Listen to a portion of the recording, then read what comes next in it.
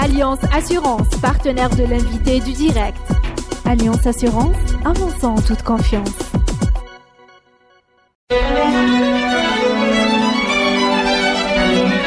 Pour bien s'entendre, il faut bien s'écouter. Rendez-vous sur M, la petite radio du Grand Maghreb. Amis auditeurs de Radio M, bonjour. L'invité du direct a le plaisir de recevoir ce matin Mohamed Skandar, président de GIL FCE et directeur du cabinet BH. Mohamed Skandar, bonjour. Bonjour. C'est la deuxième fois à Radio M. J'avais pu collaborer sur un format d'émission avec vous, oui, bien sûr. Absolument. Alors on va essayer de... on arrive sur la fête nationale le 5 juillet, on parle beaucoup de la jeunesse, donc on s'est décidé de s'intéresser à la jeunesse qui entreprend, hein, c'est un peu la mission, votre mission à la tête de GIL FCE. Mais avant, on voulait prendre un peu la température de ce qui se passe dans le milieu de l'entrepreneuriat algérien, puisque vous êtes quand même, avec votre cabinet BH et GIL FCE, au carrefour des retours, des remontées d'informations. Est-ce que le moral est bon chez nos chefs d'entreprise après, on va dire, en gros, 4 années de contre-choc pétrolier? C'est vrai que quand on regarde l'évolution macro en Algérie, on a subi des gros chocs qu'il a fallu absorber. On parle souvent il y a plein d'analystes à l'international d'ailleurs qui prévoient un scénario vénézuélien pour l'Algérie.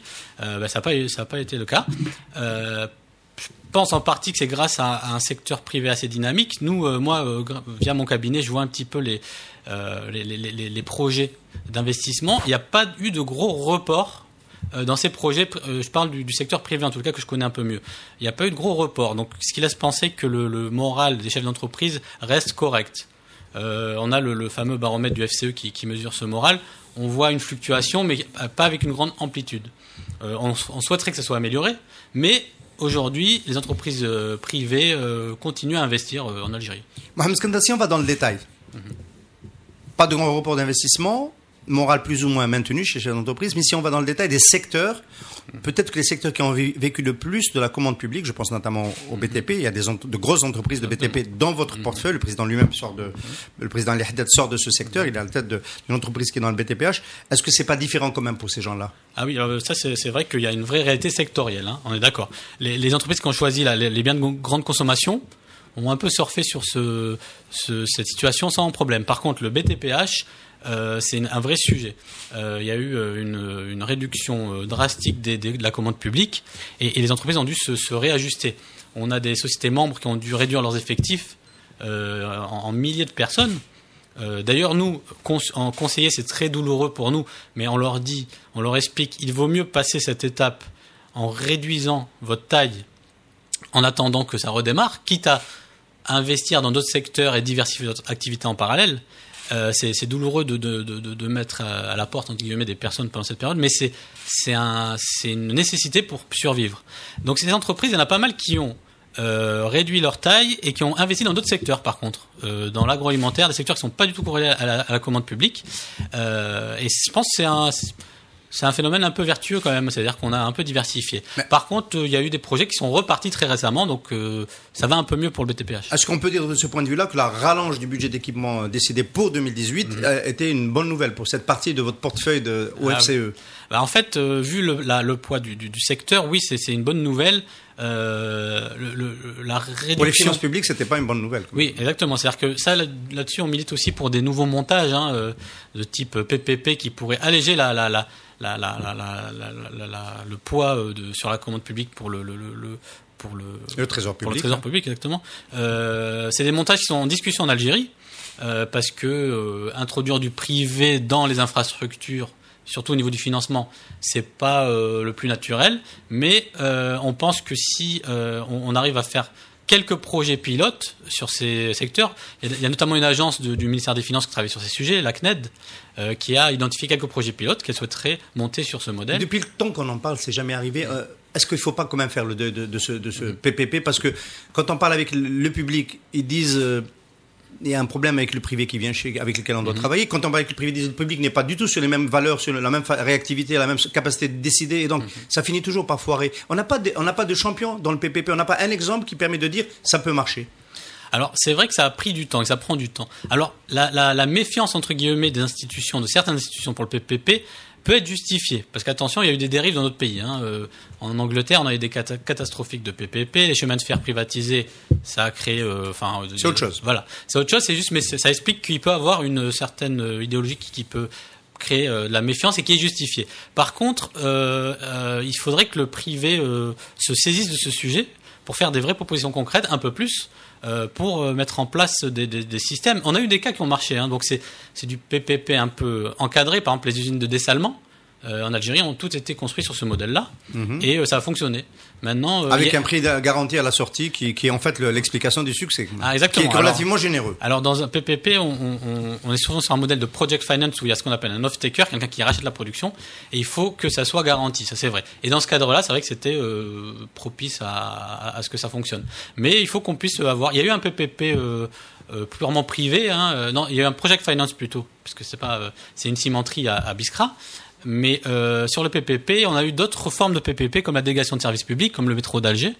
On commence à apprendre ça doucement, mais moi j'y crois encore. Alors, est-ce que dans l'explication du fait que le moral des chefs d'entreprise se maintient en dépit du recul des finances publiques, des recettes, notamment des recettes fiscales pétrolières, est-ce que ça peut être expliqué par la nouvelle politique de protectionnisme commercial qui fait qu'il y a des opportunités d'investissement en Algérie en substitution aux importations qui font que on peut se redéployer? Vous avez évoqué ces chefs d'entreprise qui ont décidé d'investir ailleurs. Est-ce que il y a un effet d'aubaine qui aide aujourd'hui le patronat algérien à mieux voir l'avenir? C'est vrai que c'est une vraie configuration intéressante pour ces entreprises.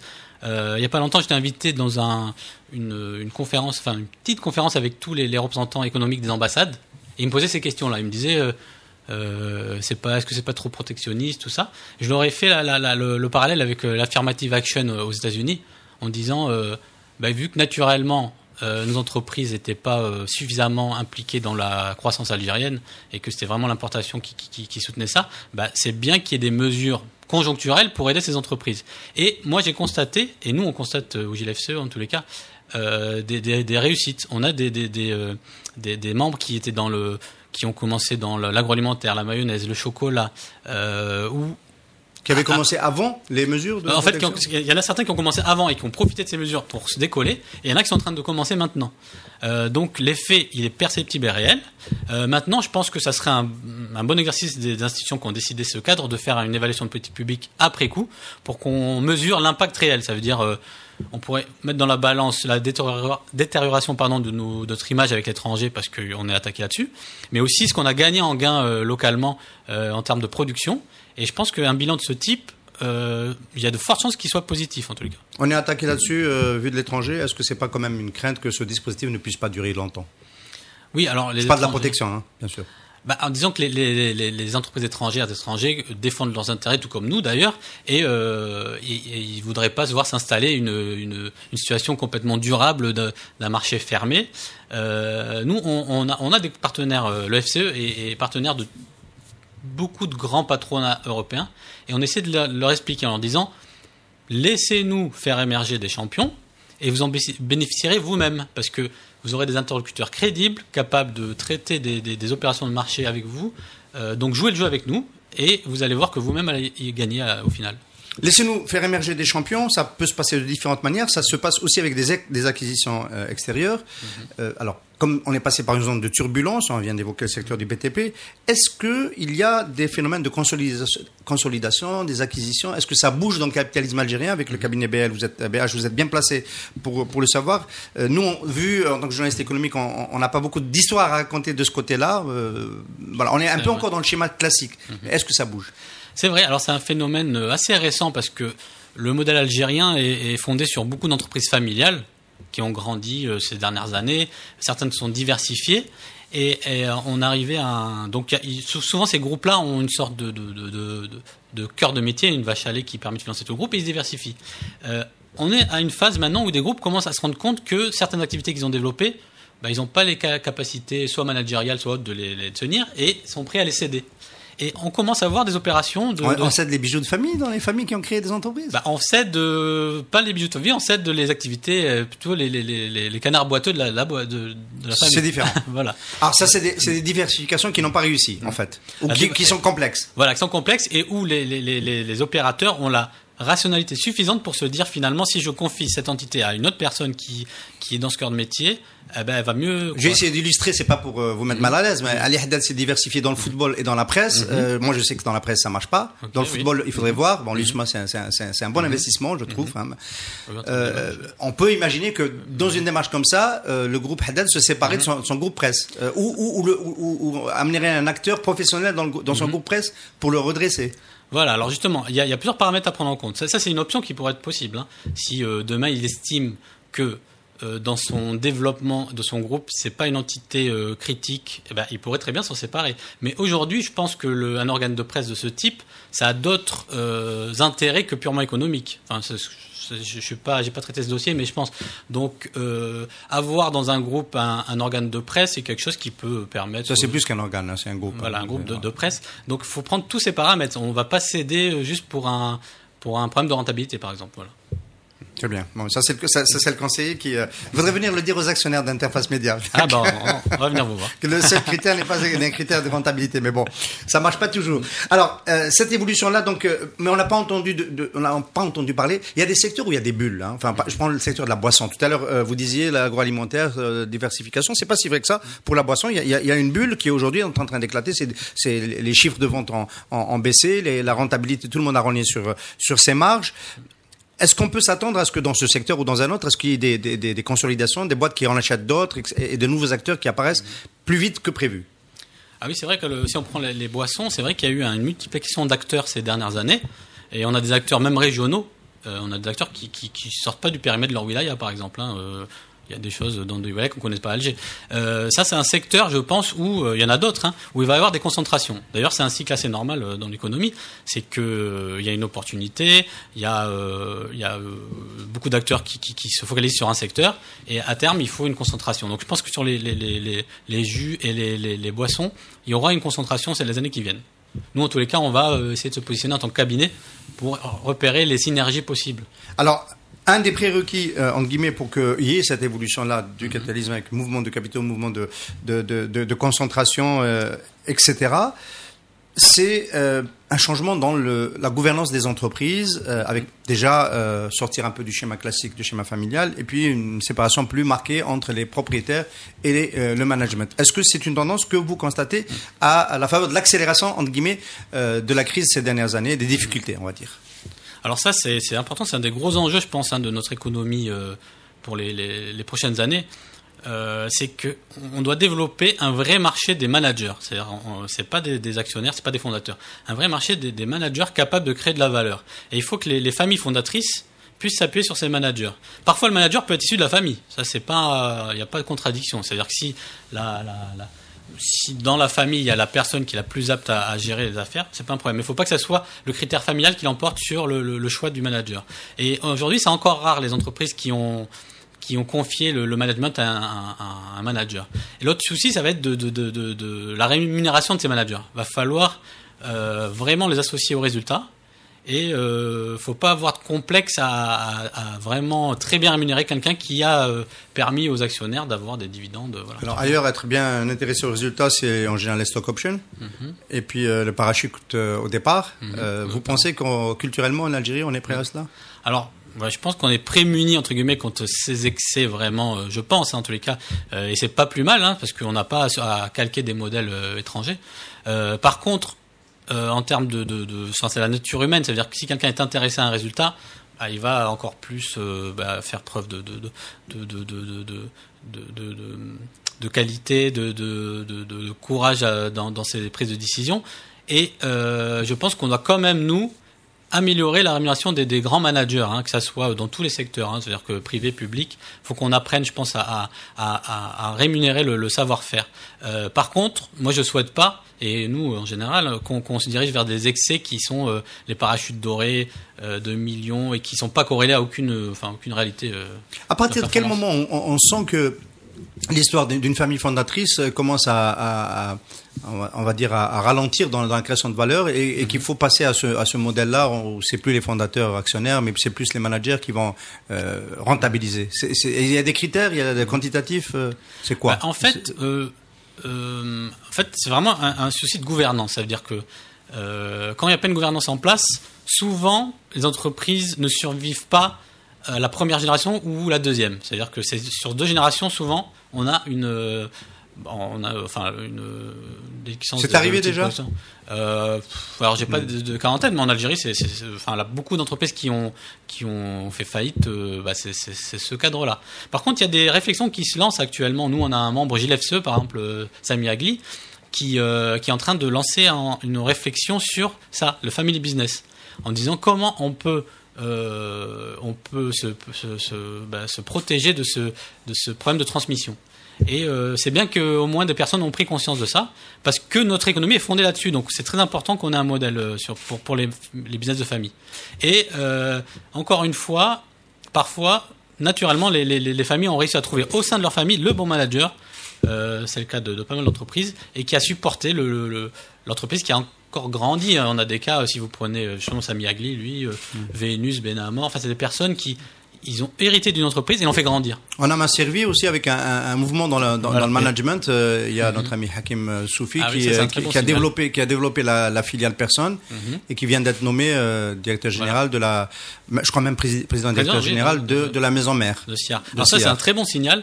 Nous, on était vraiment tout le monde était très content. Oui, il fait partie de GILFCE, je l'avais oublié. Voilà. En plus qu'il soit membre, c'est-à-dire que même s'il n'était pas membre, avec fondateur d'ailleurs, on aurait été très content. C'est un très bon signal que quelqu'un qui a ses principes, cet état d'esprit, cette jeunesse prenne une fonction de ce type au sein. On espère que tout le monde va suivre un peu ce mouvement. Très bien. Alors, on va s'intéresser un peu, Mohamed Skender, on va dire, à votre cœur de métier, aussi, à travers GILFCE, hein. Donc, la croissance, le développement des startups en Algérie, on est un écosystème dont on parle de plus en plus, mais qui a des difficultés à devenir tangible et visible pour, on va dire, la grande communauté des affaires, hein. Voilà, on parle des startups, mais souvent, on sait pas de quoi il s'agit. Et puis surtout, on voit pas où ça mène. Alors, il y a eu, Ville Intelligente, Smart Cities, la semaine dernière à Alger. Est-ce que vous considérez que il y a un bassin de compétences et une dynamique qui est pour le moment pas très visible, mais qui peut changer la figure de l'économie algérienne dans les prochaines années? Alors justement, oui, c'est un événement important, Alger Smart City. On a eu des grands experts internationaux qui sont venus.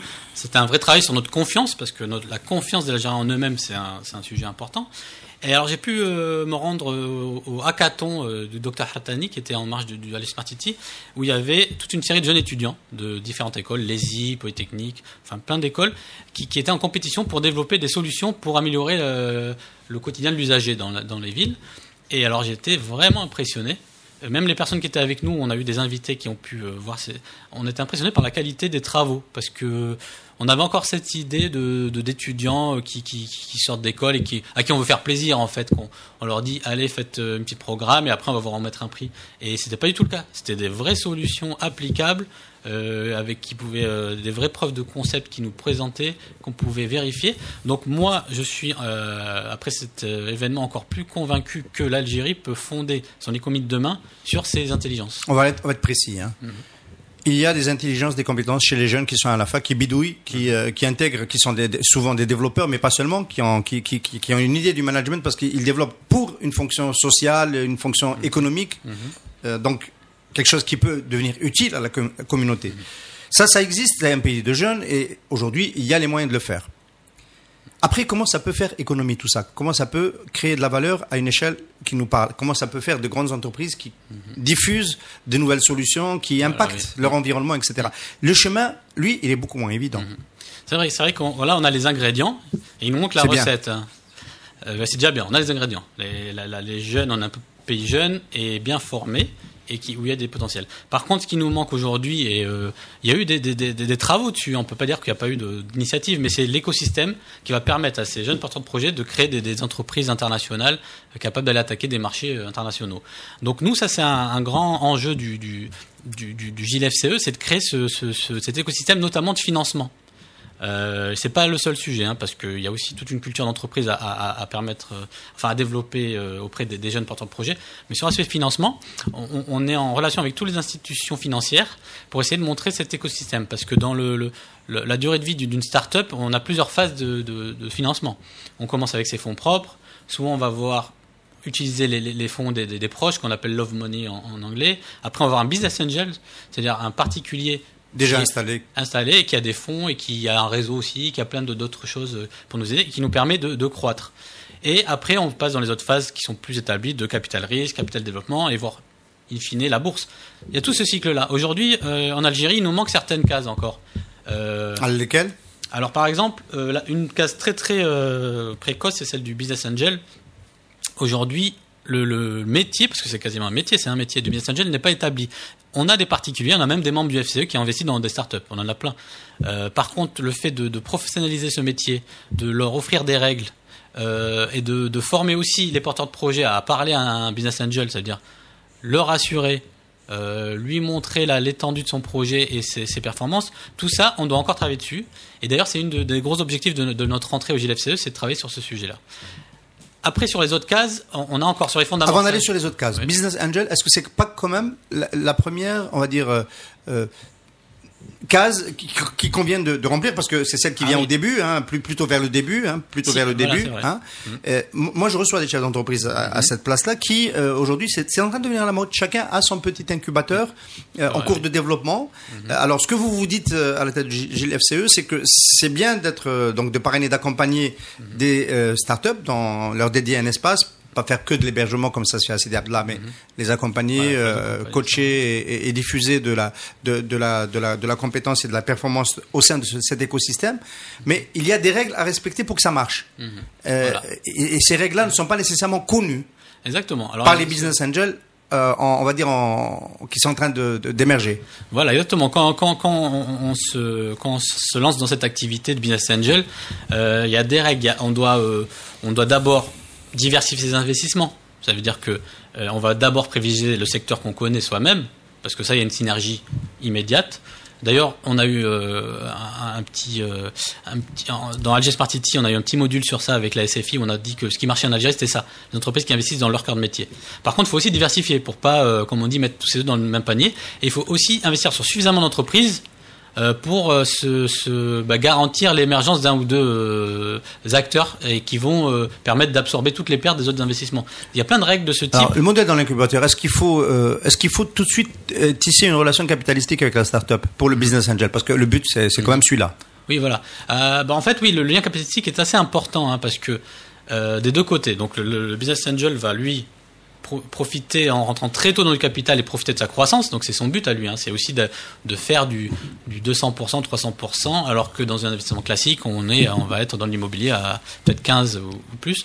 Donc ça. Et côté porteur de projet, c'est très important d'apprendre à avoir un actionnaire ou un associé. Alors ça, c'est un gros sujet chez nous. Parce que quand on a un actionnaire, on doit discipliner tous nos reporting, toute notre activité. Et nous, on a assisté au GLFCE à des cercles très vertueux. C'est-à-dire que des entreprises qui ont fait entrer un actionnaire, finalement, ont créé toute une gouvernance qui leur a profité à elles-mêmes. Donc ça dépasse le simple cadre financier. C'est ce que disent, par exemple, de grands chefs d'entreprise. Slimat Manir, Ramdan Batouche pour GAG à l'emballage, qui ont reçu des fonds d'investissement dans leur tour de table, on se situe à une autre échelle d'investissement, et qui ont dit ça nous a aidé à nous discipliner, à améliorer nos pratiques, les meilleures pratiques, notamment financières, de management, etc. Mais à la même échelle, pour une start-up, c'est ça. Ce que vous dites. C'est la même chose. C'est des vrais cas qui ont fonctionné aussi pour des grandes entreprises. Start-up, c'est la même chose, et ça permet dès la création, de structurer la gouvernance. Alors ça, on en finit avec la case Business Angel. Pour certaines startups qui sont un peu plus en avant aujourd'hui dans leur chemin de croissance, les autres cases manquantes. Alors, il y a ce qu'on appelle les fonds d'amorçage. Donc ça, c'est des vrais fonds. Alors, on ne parle plus d'individus personnels. Là, il y a un projet, d'ailleurs, nous, on l'attend, qui est en maturation au niveau du ministère de l'Industrie, de fonds d'amorçage. Nous, on connaît tous l'ANSEJ qui a permis de résoudre en grande partie le problème de la dette. C'est-à-dire qui offre une garantie aux jeunes pour prendre la dette. Par contre, pour la partie fonds propres, on n'avait pas encore d'outils. Ça veut dire qu'un jeune, il arrive, il dit « Ok, je peux prendre la dette avec l'ANSEJ, mais j'ai pas suffisamment de fonds propres, donc je suis bloqué. » Donc ça, on attend... Les démembrements par wilaya du Fonds national d'investissement, les fonds de wilaya, ça n'a jamais fonctionné pour ce type de projet? Ah, alors justement, c'est vrai qu'on est en contact avec certains porteurs des fonds de wilaya, comme le fonds Jazair Istithmar, et ils nous disent pourquoi vous n'utilisez pas suffisamment ces fonds? Ils sont disponibles, ils sont là. Donc là, on a vu qu'il y a un vrai problème de communication.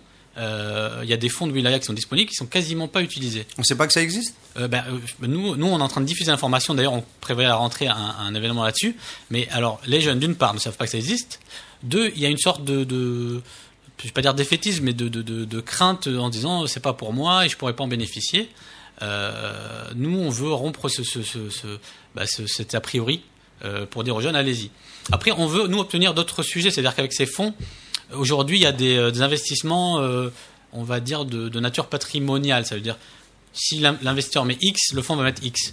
Nous, on aimerait obtenir que ces fonds, en partie, acceptent de valoriser l'entreprise sur les activités futures, pour éviter de diluer un peu le porteur du projet dans le tour de table. C'est souvent le gros problème. Celui qui porte l'idée et le projet, son vrai problème, c'est de ne pas trop vite diluer par celui qui ont le numéraire et qui vont, demain, s'il réussit, absorber complètement sa croissance. De toute façon, c'est mauvais pour l'entreprise. Si le porteur de projet descend au-dessus d'un certain niveau, il va être démotivé. Et il y aura un impact. Donc nous, il faut que les modèles qu'on trouve garantissent au porteur de projet de garder.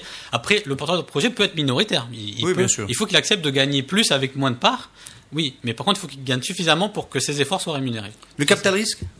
Alors, capital risque, aujourd'hui, à notre connaissance, il est quasiment absent. Donc nous, on a voulu contourner au JLFCE, contourner cette situation. On a signé une convention avec la bourse d'Alger. On nous a critiqué un petit peu en nous disant vous grillez les étapes. C'est-à-dire, commencez par créer un écosystème de capital risque, après vous aurez créé la bourse. Mais il se trouve que la bourse est un segment PME, où un de nos membres va être la première entreprise à être cotée fin d'année, on espère, on est derrière lui, qui offre des conditions très très. On peut la citer parce que c'est déjà sorti dans la presse. AOM Invest, nous on développeur de projets touristiques. Alors lui, on est tous derrière lui parce que c'est lui qui va ouvrir le bal en fait. C'est l'équivalent d'Alliance il y a quelques années. Voilà, exactement. C'est notre alliance à nous, les jeunes entrepreneurs. Donc on espère que tout va se dérouler bien. On va tous souscrire. Lui, il a une ouverture d'institutionnel, donc il n'y a pas de risque à ce niveau-là. Mais c'est une vraie option. Il ne faut pas qu'on néglige cette option du segment PME de la bourse pour les prochaines années.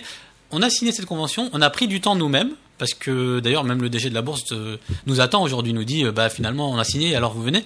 Et on se rend compte que nous-mêmes on doit se mettre à niveau.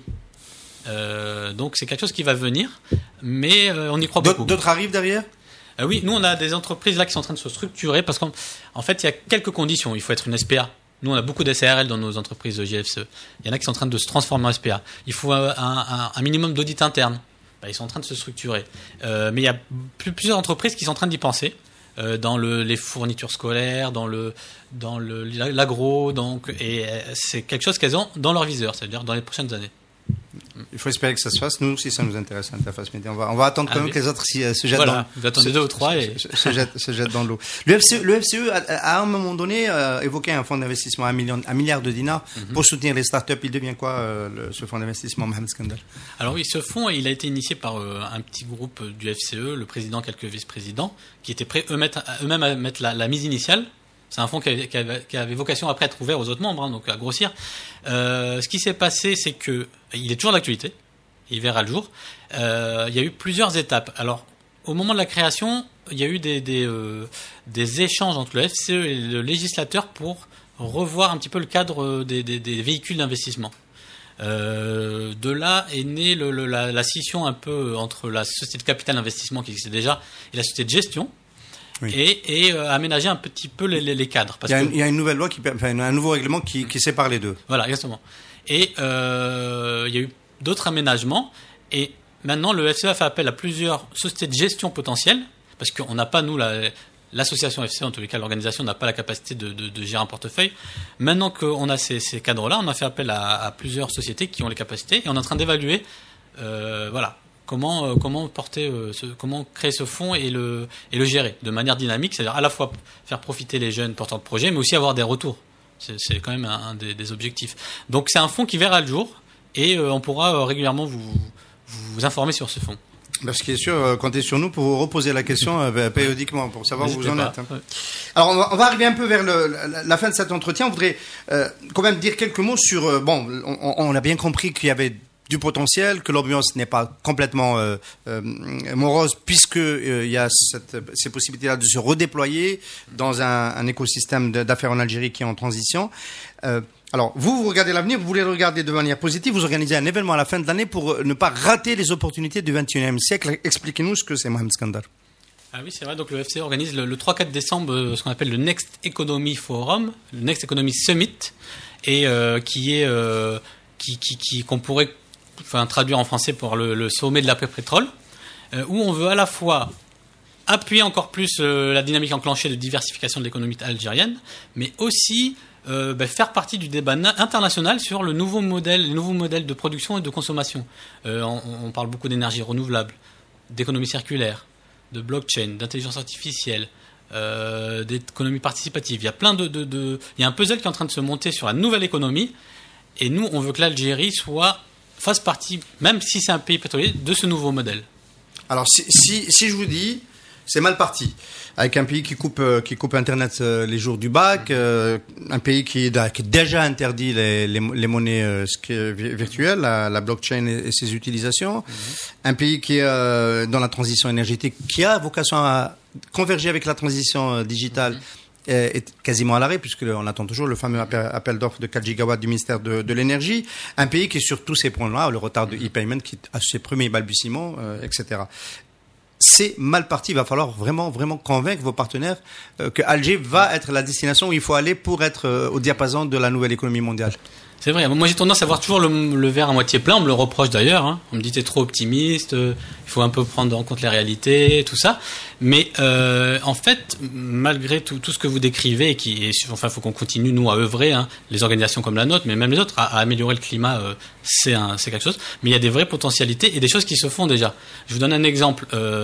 On parle d'Alger Smart City, qui a été une réussite. En marge de ce forum, il y a le docteur Hattani qui a obtenu que le parc de Dounia devienne un hub technologique et qui permette d'être une sorte de zone franche législative pour faire des essais. Il est même en discussion avec des géants, Google, Amazon, pour qu'ils fassent des tests, par exemple, sur des voitures sans chauffeur, sur des drones, parce que l'utilisation des drones hors de ce pacte serait assez lourde.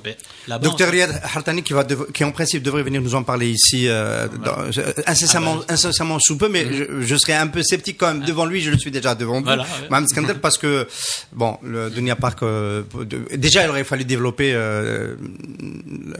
l'autre pôle qui est resté en jachère. Voilà.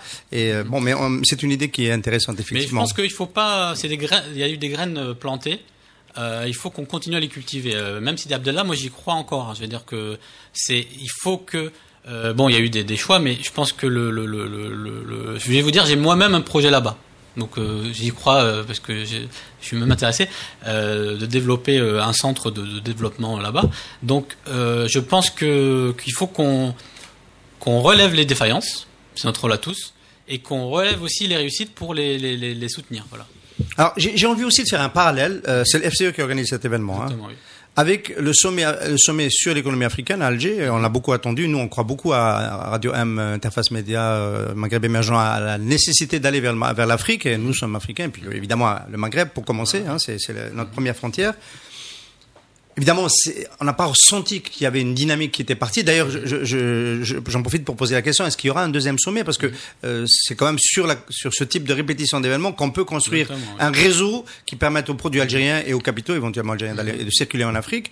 Est-ce qu'il n'y a pas ce risque de faire encore un coup pour rien? Alors, déjà, il faut me dire que le premier coup n'était pas un coup pour rien. Voilà. Vous avez anticipé ma réponse. C'est parce que le forum africain, on a eu des critiques sur ce forum, et d'ailleurs qui sont bienvenus parce qu'on veut tous s'améliorer, mais on ne considère pas que c'est un échec. C'est-à-dire qu'il y a eu des choses, on a commencé à tisser des liens en Afrique, il y a eu des sociétés qui ont créé D'ailleurs, moi, pendant ce forum, j'ai ouvert mon cabinet en Mauritanie. Je suis l'exemple type de la personne qui a profité du forum. Donc, il y a eu des réalisations concrètes. Par contre, c'était une première un petit peu aussi dans notre ouverture, c'est-à-dire qu'on a l'habitude d'être spectateur de ces forums et de ces sommets. Là, on a voulu nous se saisir de ce sujet.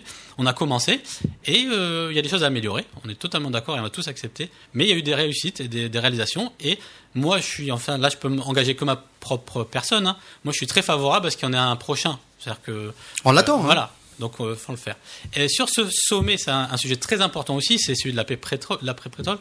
On est en train de le concevoir en tirant les leçons du passé et en voulant vraiment positionner l'Algérie sur ce débat sans complexe.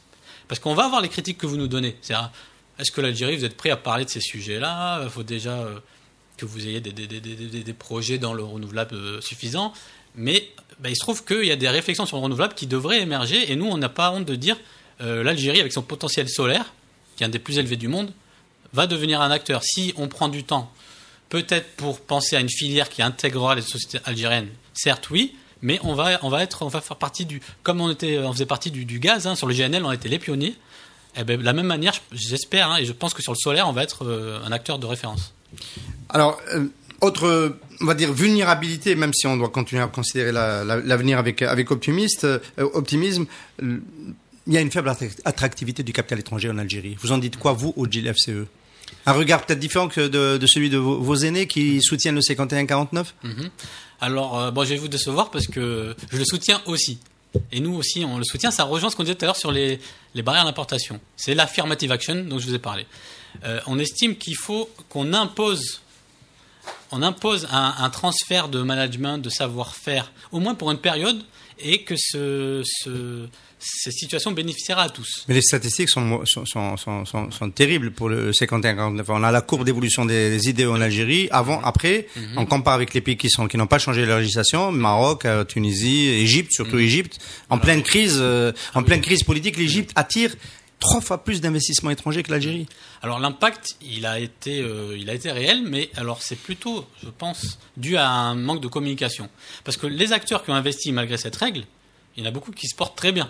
Enfin, c'est pas tous les acteurs qui peuvent investir malgré cette règle. On l'a bien vu. Il y a AXA qui a fini par accepter de mauvaise grâce, mais bon, parce que il y a le réseau des banques BEA, son partenaire, qui lui permet d'avoir un réseau à l'échelle nationale, donc il y avait de bons côtés. Mais si on devait compter, en dehors d'énergie, il n'y a pas beaucoup d'expérience. Donc il faut regarder plutôt tous ceux qui sont pas venus. Il faut pas parler de ceux qui ont venus, ils sont pas nombreux. En fait, moi, ce que je veux dire, c'est que ceux qui sont venus ont des bons résultats. Mais ceux qui sont pas venus, c'est très important. Il faut qu'on aille leur parler. Il faut leur dire, voilà les opportunités de marché. Et si vous associez un Algérien, voilà ce que vous avez gagné.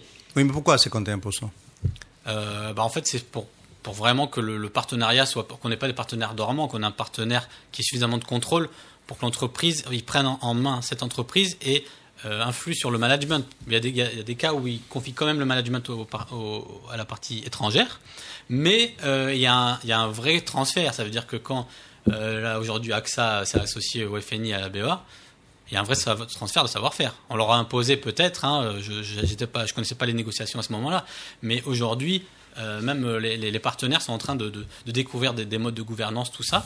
C'est un peu dur, mais faut qu'on leur explique. Vous trouvez que Jay-Z est plus forte aujourd'hui avec le FNI et 51% de capital d'Algériens résidents que versus la période précédente? En dehors des transferts de dividendes qui pouvaient être une problématique de balance des paiements, qu'on peut régler différemment. Vous pensez que Jay-Z est un meilleur champion aujourd'hui?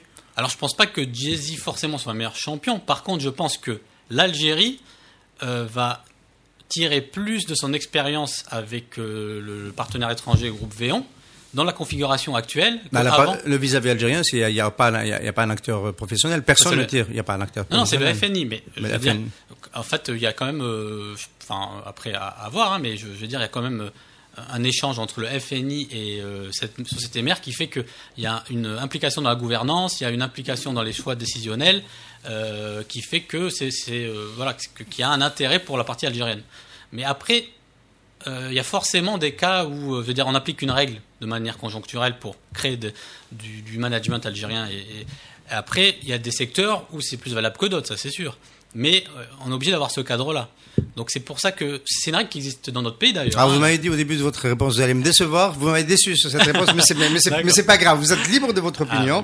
Alors moi je suis pas très convaincu que dans tous les secteurs le 51-49 fonctionne, mais je suis pas là pour donner mon opinion. C'est vous qui je pose des questions. Alors là, on va finir sur 2 questions. La première, c'est quand même la problématique de l'exportation. On a parlé beaucoup de diversification depuis le début de cette émission. La mère de toutes les diversifications, c'est évidemment de pouvoir exporter des produits non pétroliers. Est-ce que vous, avec le GIL FCE, vous sentez un frémissement de positionnement vers l'exportation qui est en train de monter? Alors oui. Alors déjà, peut-être les chiffres sont à voir, mais par contre dans les centres d'intérêt, c'est devenu un des sujets numéro 1. Moi, quand je parle aux membres du FCE ou à mes clients aussi, on a conscience qu'on a un marché algérien très important qu'il faut déjà combler, mais on veut commencer à exporter. ne serait-ce que pour se confronter au marché extérieur, pour diversifier notre risque sur plusieurs marchés, tout ça. Donc il y a une zone sur laquelle les acteurs sont en train de beaucoup se pencher, c'est l'Afrique. On a eu beaucoup de déplacements ces derniers temps en Afrique, beaucoup de membres FCE et GIL-FCE aussi sont en train de partir et de voir comment ils peuvent conquérir ces marchés. On a des acteurs déjà actifs là-bas, Condor par exemple en rupture de stock en Mauritanie, il y a en Tunisie, on a Amimer Energy qui est dans la génération électrique dans plusieurs pays du Sahel, on a pas mal d'acteurs qui ont ouvert la voie. Maintenant l'enjeu c'est qu'on puisse un peu se fédérer, parce qu'en fait l'export c'est quoi? C'est des filières. Il faut qu'on arrive à mettre ensemble autour d'une table les concurrents algériens pour se dire exceptionnellement on n'est plus concurrents, on va créer une filière ensemble pour aller dans tel pays. Ça c'est un peu un enjeu parce qu'on a une culture un peu d'entrepreneur individualiste. Vous voyez pas beaucoup de grandes familles s'allier dans des JV, voilà. Donc faut qu'on arrive, qu'on réussisse à rompre cette. Par exemple, il y a eu cette idée de créer son réseau de distribution en Afrique d'abord, voilà, pour les produits algériens. Exactement. On pourrait avoir des réseaux de distribution communs dont tout le monde profiterait.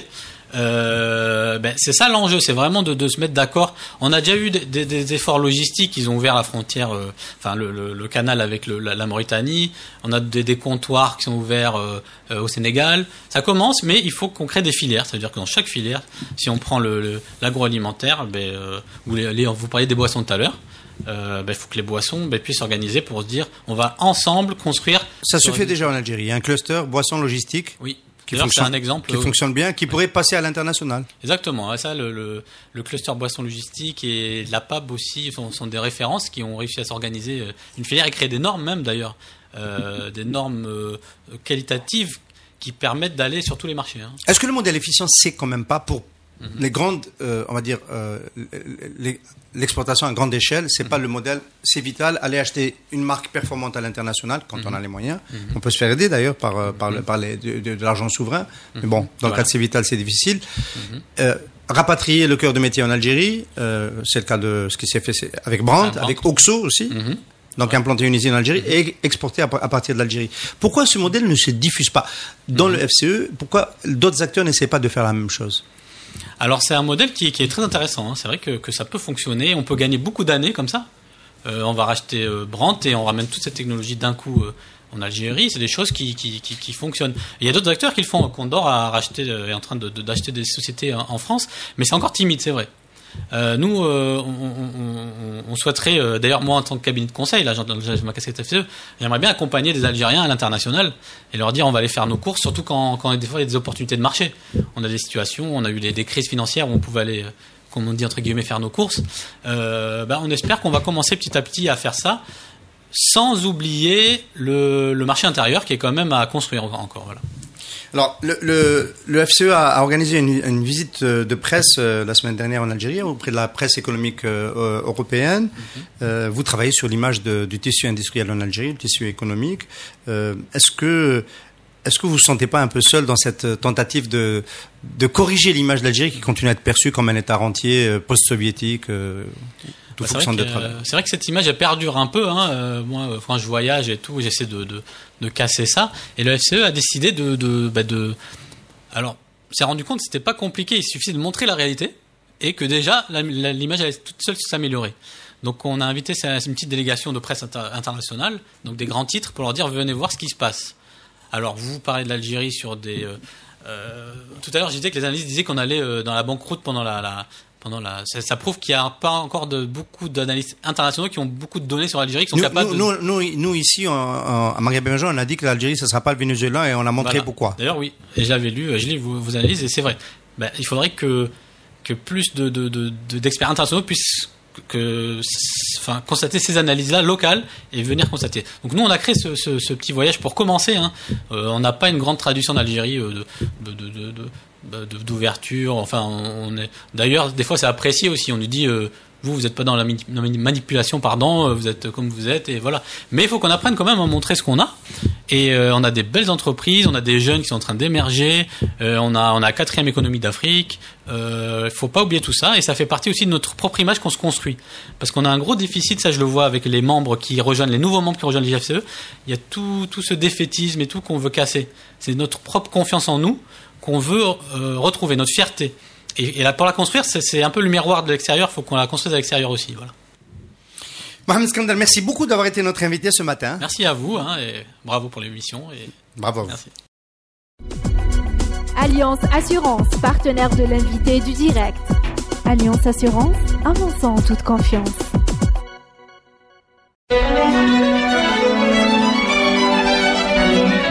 Pour bien s'entendre, il faut bien s'écouter. Rendez-vous sur M, la petite radio du Grand Maghreb.